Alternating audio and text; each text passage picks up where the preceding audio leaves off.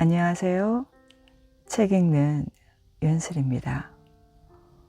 오늘은 출판사 미다스 북스에서 15분의 작가님을 공동으로 해서 엮은 그림책 마음을 껴안다입니다.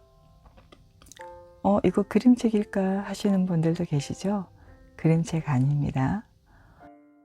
이 책은 15명이 들려주는 작은 문장 큰 위로라는 부제를 달고 있습니다.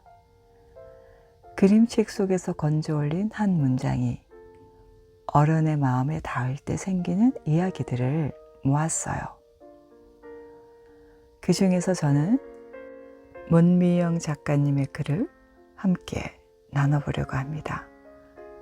그림책 속 한 문장이 우리 작가님에게 어떻게 마음을 어루만졌는지 조용히 한번 귀 기울여 보세요. 아기가 떠난 자리에 책이 남았다. 문미영. 내 인생은 풀리지 않는 수학 문제 같다. 취업과 사회생활, 결혼, 임신 어느 것 하나 쉽지 않았다. 20대에는 취업이 어려웠다. 이력서에 한 줄이라도 더 적어넣기 위해서 다양한 활동을 했다. 영어 통번역, 영어 방과후 수업 등 전공과 관련하여 경력이 될 수 있는 일이라면 가리지 않고 했다. 대학교를 졸업하자마자 영어학원 강사로 사회생활을 시작했다. 젊은 아가씨가 영어를 가르치니 대부분의 학부모가 나를 미덥지 않아 했다. 아이를 키워본 적도 없고 이제 막 대학교를 졸업한 강사라는 이유만으로 만만하게 보았다. 아이들마저도 간을 보기 시작했다. 첫날 수업에 들어갔을 때 아이들의 말을 잘 들어주고 친절하게 수업했지만 그 이후 아이들은 나를 만만하게 보고 반항하기 일쑤였다. 심지어 내가 소리를 지르거나 강압적으로 진행을 해도 내 말은 듣지도 않았다. 학부모들로부터 선생님이 아직 아이를 안 키워봐서 잘 모르실 거예요. 혹은 우리 아이가 선생님 별로 안 무서워서 말도 안 듣고 공부를 안 하나 봐요. 등의 말을 듣기도 하였다. 원장마저도 자주 간섭하거나 CCTV로 수업을 감시하기도 했다. 3년 정도 영어 강사를 하다가 회의감이 들었다. 오후에 출근하고 밤늦게 퇴근하는 패턴이 싫었다. 몸도 망가지고 목소리도 자주 갈라지는 등 건강이 무너졌다. 다른 친구들처럼 일반 회사 생활을 해보고 싶었다. 결국 영어 학원 강사를 그만두고 부산에 위치한 한 해운회사에 취업을 했다. 그 당시에 영어가 가능한 직원은 나밖에 없어서 영어로 이메일을 보내고 전화 통화를 하는 건 기본이었다. 게다가 일본 대리점 직원이 출장 왔을 때 접대도 나의 몫이었다. 아무도 도와주는 사람이 없었다. 회장을 비롯한 전무와 상무, 차장까지 다 나를 예뻐하니 질투한 여직원들의 직장 내 괴롭힘으로 더 이상 버티지 못하고 퇴사했다. 그러고는 울산에 위치한 공기업에 파견 직원으로 이직했다. 소개팅으로 만난 우리는 서로 대화가 잘 통했다. 자신의 이야기를 경청해주고 잘 챙겨주는 나에게 매력을 느낀 남편이 고백을 했다. 하지만 결혼도 힘들었다. 결혼하기 전에 시부모님의 반대가 심했기 때문이다. 교사나 공무원의 집안의 며느리를 원했는데 나는 아니라는 이유에서였다. 반대하시니 남편과 갈등을 겪고 파혼의 위기도 있었다. 위기를 잘 극복하여 1년 4개월의 연애를 끝으로 2016년 10월 30일에 부부의 연을 맺었다. 결혼을 한 지 9년 차지만 아직도 아기가 없는 난임 부부이다. 결혼 당시 내 나이는 28살, 남편의 나이는 35살이었다. 젊은 나이라 조급해하지 않았다.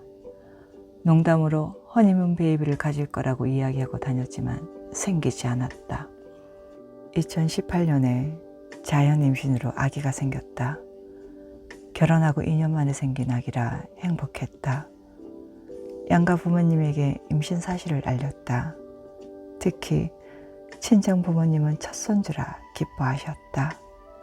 그런데 11주쯤 검진하러 산부인과에 간 날이었다. 의사가 아기의 몸이 부어있다고 말했다. 예감이 좋지 않으니 마음의 준비를 하라고 하셨고, 우리는 절에 가서 아기가 무사히 잘 태어나게 해주세요 라고 기도드리고 왔다. 하지만 결국 12주 만에 아기의 심장이 뛰지 않는다는 말을 들었다. 13주 차, 소파술로 첫 아기를 그렇게 하늘로 떠나보냈다. 첫 유산을 하고 자궁도 씌워줘야 한다고 해서 몸을 관리했다. 그리고 2021년부터 인공수정을 시도하였다. 2번의 인공수정을 했지만 모두 실패로 끝났다. 인공수정이 실패하자 바로 시험관 시술로 넘어갔다. 3번의 시도 만에 2번째 임신에 성공했다. 하지만 그 후로 계속 유산했다. 나에게는 인공수정 2회, 시험관 시술 6회, 유산 4번이라는 기록이 남았다.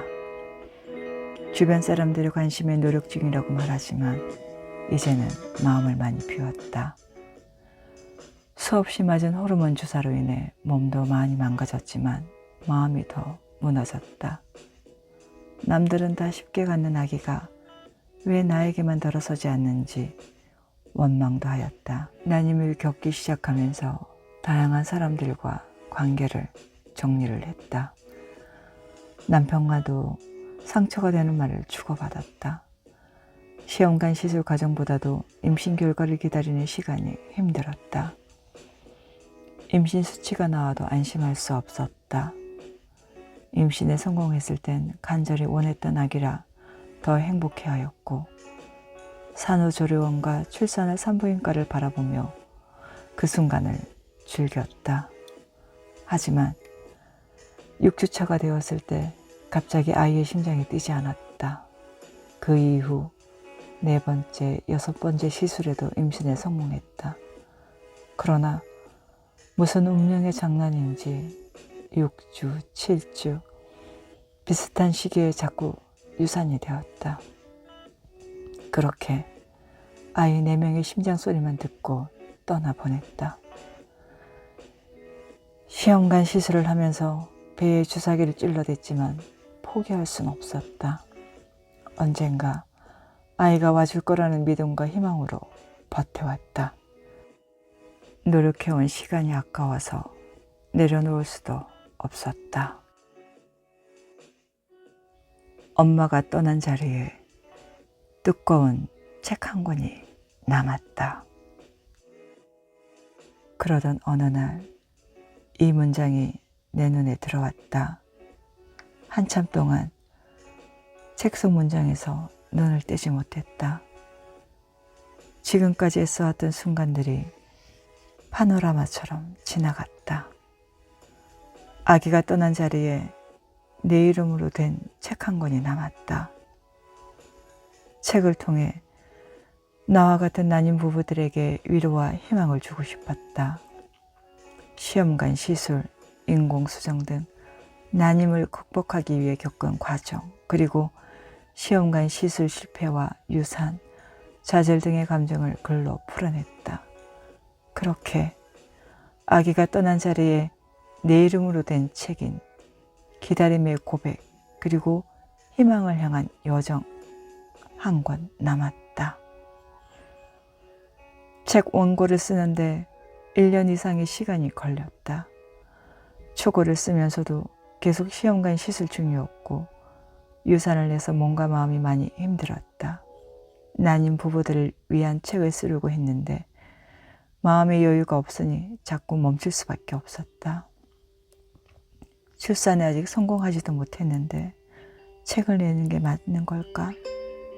이런 생각과 아직 아기를 못 낳은 여자가 쓴 책을 누가 읽기라도 할까? 책을 낸다 하더라도 팔릴 수는 있을까? 괜히 작가라는 직업이 멋있어 보이니까 출간한다고 까본 건 아닐까? 라는 생각도 들었다. 하지만 이내 마음을 다잡았다. 아직도 나처럼 난임병원에 다니며 배주사를 맞고 힘든 임신 과정을 버티는 여자들을 떠올렸다. 이대로 포기한 아까웠다. 결심한 이상 책을 출간해야 했다. 만약 내가 아기를 가질 수 없다며 좌절하고 아무런 행동을 하지 않았다면 우울증으로 힘들었을 테다. 난임 스트레스는 난임을 겪어보지 않은 사람들은 이해하지 못한다. 공감도 하지 못한다. 난임 스트레스는 암 환자가 겪는 스트레스 정도와 비슷하다고 한다. 나는 이러한 난임 스트레스를 독서와 글쓰기로 치유했으며 개인 저서 난임 에세이와 8권의 공저 출간이라는 결과물을 만들어냈다. 난임 부부라는 위기를 책 출간이라는 기회로 만들어 작가의 삶을 살고 있다. 책 출간 이후에 지역 서점에 입과하여 출간 기념 강의 온 오프라인, 독립서점 북토크 인터뷰 촬영을 하며 바쁘게 살아냈다. 비록 아이는 세상에 없지만 내 책은 세상에 태어나 여러 방면에 열심히 활동 중이다. 하늘의 별이 된 4명의 아이가 엄마를 위해 책이라는 선물을 주고 갔다. 짧은 순간이었지만 엄마라는 이름으로 두근거리게 했던 루이, 토랑이, 꿀벌이, 대박이를 생각한다. 떠나보낸 마음은 사라지지 않아요. 책 속 어딘가에서, 문장 사이에서 여전히 우리 곁에 머물고 있습니다. 남겨진 책 한 권이 남겨진 마음을 안아주는 순간이 있습니다. 그래서 오늘도 우리는 읽습니다. 그리고 씁니다. 사랑했던 기억, 소중한 기억, 누군가에게 닿기를 바라며. 책 읽는 윤슬이었습니다. 당신의 하루가 따뜻한 한 문장으로 남기를 바랍니다. 다음에 또 만나요.